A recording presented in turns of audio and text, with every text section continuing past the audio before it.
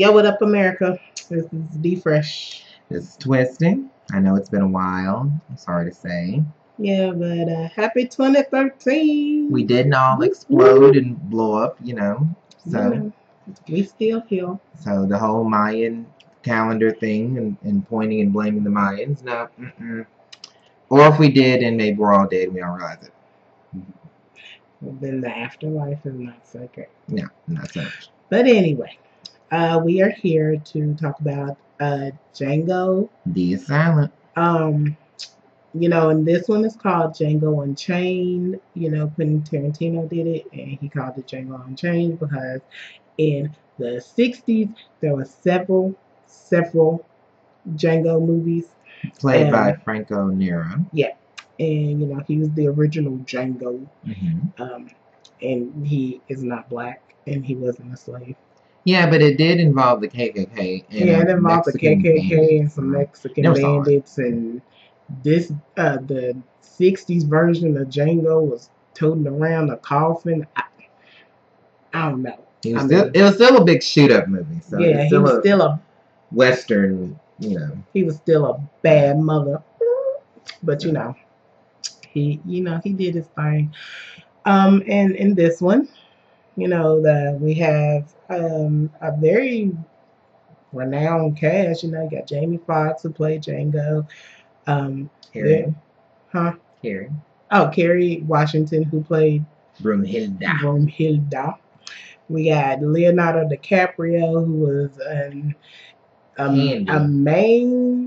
Mandingo fight person who he brought in the Mandingos so they could fight and kill each other.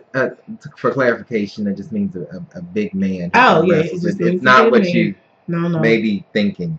Get your mind out the gutter, people. So, no. And let's see, Leonardo DiCaprio is also the owner of the biggest plantation called Candyland, because his last name was Candy. And Dr. Schultz. Dr. Schultz, who was played by Christoph Waltz. I actually liked his acting. I don't think I've seen him act before. I may have. I honestly don't know. But he was pretty. I loved his character.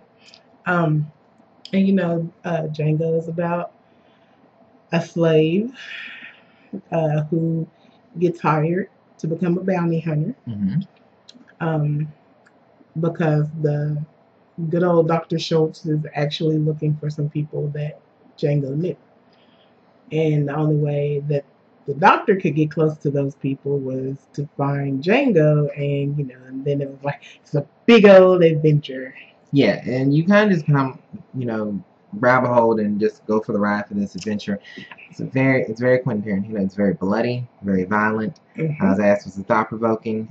No, it was just very, very violent and bloody. Yeah, although he did at times do a realistic portrayal of slavery, and you know, this movie is very odd in the fact that they mix this comedy and drama. They mix this realistic portrayal of slavery where it's gut-wrenching at times. Yeah, and then they have this comedy where it's really, really funny, and they're picking fun at it. Right. So it's a very odd mixture. At times you laugh, and then at times you don't even want to look at the screen. So it's a very odd. Yeah, I mean, it really did have its moments where there were times where I was kind of cringing away because I didn't want to look at it. But yeah, and I've been talking about this since I've seen the movie. I have a really, really huge hang-up with this movie. Although everything was done perfectly, you know, everything was really good. I really enjoyed watching it. My hang-up is I did not believe Jamie Foxx to be a slave. And don't even let this be an attack on his acting ability. No. It's not an attack on his acting. I mean, Jamie Foxx is a great actor. Right. However, that's like taking a college student and trying to dumb him down. Yeah, it's just he he's a brilliant actor. It's just he wasn't right for the slave roles. You know what I'm saying? I would have believed that they had changed Django's past. Like maybe he was he could have been a slave, but let him have been an educated slave. Let him have been a slave that had some kind of authority or something to where he was smarter. He could have hated white people still. That's not the issue. It's just his education, his speaking. He at times falters over words, but then his enunciation skills are profound. There's never some of the others were you was like, oh, okay, you a slave. You for real slave. You just came out of field slave. Yeah. Whereas it's like with Jamie, it was like, I mean, I think that's what's so good about his acting. He may have actually tried to dumb down this character, but he couldn't. He couldn't. He couldn't. He's just that. I mean, he really is a good actor. Or if people told him that that's how Django was supposed to be, then it's highly misleading from the way that Django is supposed to be versus how maybe he tried to interpret the character. Or maybe I probably would have liked it a little bit better if Quentin would have just tweaked it a little bit, you know. So because Samuel Jackson, I believed him. And see, you know, Samuel L. Jackson has done some horrible movies. Yes. But I believed him as a slave. Yeah.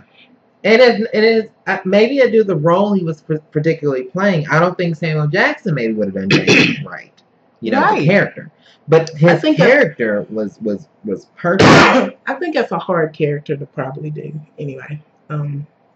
Because he seems like he's supposed to. Well, I mean, the way Quentin wrote it. You know, I haven't seen the original, so I don't know about the original. But the way Quentin wrote it seems like Django is supposed to be educated to a fault. And he's supposed to be just learning the bounty trade kind of thing. But that's not what I gathered from it. So, other than that, I really don't know exactly where was the miscommunication between how he's supposed to act and the actual character. Having said that, all the other characters I did believe. There was one scene. See, the scene that bothered me actually was that Dr. Schultz was supposed to shake Mr. Candy's hand. Okay, Mr. Candy, we don't like him. We hate him. He's a character that he's not meant to be liked. And because of that, he wants Dr. Schultz to shake his hand because Dr. Schultz would be considered an in-lover. And I don't want to say the word just because I don't offend anybody. But, so, because he is supposed to be considered one, he wants him to shake his hand, you know, to show that they can bond. Because, for some reason, Dr. Schultz just doesn't want to. And we understand why, Dr. Schultz, we like him. But, the thing is, he decides to do something, and I won't tell you what because I want to ruin the movie for you, that compromises the safety and the integrity of Jamie's Foxx and Kerry Washington's character. And so it's almost like he decides to take it upon himself at that moment to do something that compromises and says he chooses the fate for them. So he took an action that was supposed to be upstanding and strong and actually made it into something that, you know, we lose everything for. So overall, I did say it was a good movie. This is not something I would let children ever see. It's very bloody, very violent. And it has some nudity. It has super nudity in it. And I say super nudity because you get to see a side of certain people that you may have never seen before. Right. So some may want to see it, some may not. Right. So I would advise no, this is not a, unless you really just let your children see a lot of stuff, this is definitely not children friendly. Overall, I'd say it's a good movie. Yeah, it does not create any thoughts of provoking, but it does create a fun action long movie. It's a long movie. Oh my gosh, it's a long movie. So I don't know what could have been edited out, but I know something. Yeah, it's long. So all right, it's Twisty. D Fresh. Check you guys later.